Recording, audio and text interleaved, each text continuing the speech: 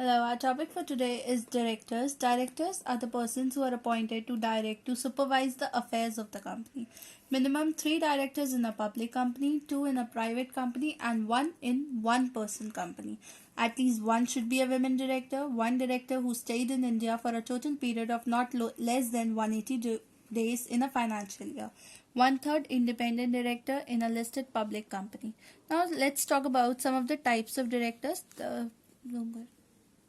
These are the following types of director. Now let's talk about them in detail.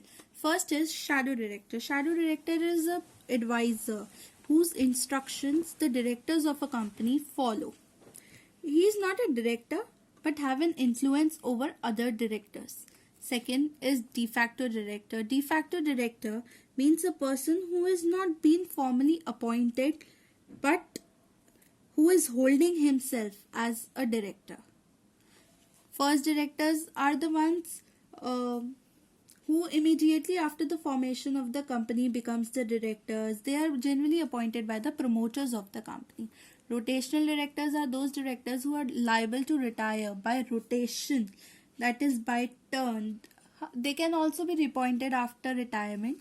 Permanent director, they are not liable to retire by rotation. They one third of the public company permanent directors, one third of the total directors the public company appoints, and in a private company, all the directors can be permanent director. Additional directors are those directors of the company who are appointed at the annual general meeting, whose powers, rights, duties are as same as of other directors. Alternate directors, they are appointed by AOA, that is by the Articles of Association. The alternate director has the same rights and duties as other directors. They are nominated to act in place of the another director during their absence. Women directors, according to section 149,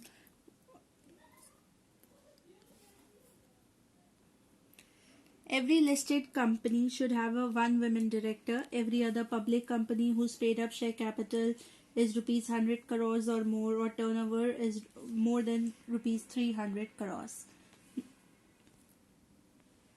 Nominee directors are those directors who are nominated by a major dominant shareholder or by other stakeholders like banks, financial institutions.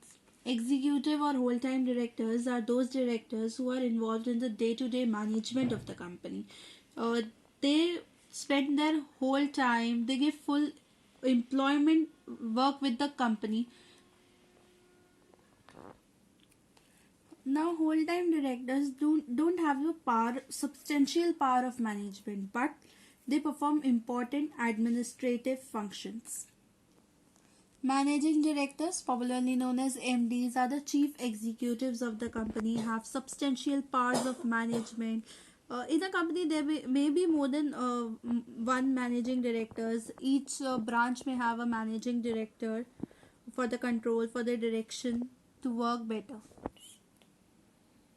Managing director is appointed by an agreement with the company or by resolution or by board of directors or by the clause of articles of association. Anyone who has attained the age of 21 and is not more than the age of 70 years can be a managing director of the company, who is not insolvent and who has not suspended payment to his creditors.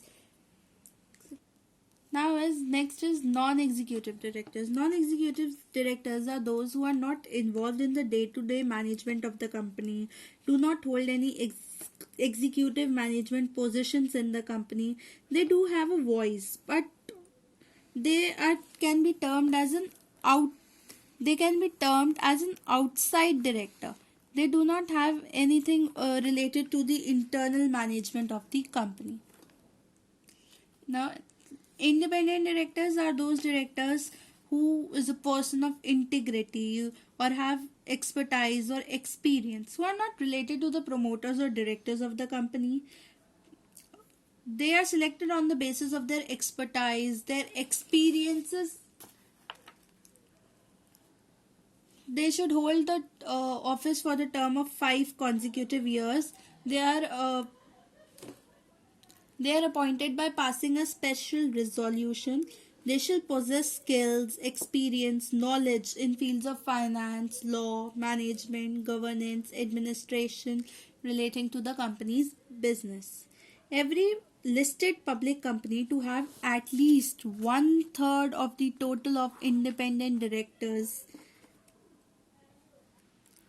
The appointment of the independent director shall be approved by in the general meetings. Small shareholders directors are those directors who are elected by small shareholders. As the name suggests, they are appointed by the small shareholders whose nominal who have a holding shares of nominal value of rupees 20,000 or less than that in a public company. The small shareholders can propose a person, a candidate for the post of that director. Now the name they suggested, it should be suggested with a notice accompanying the DIN and the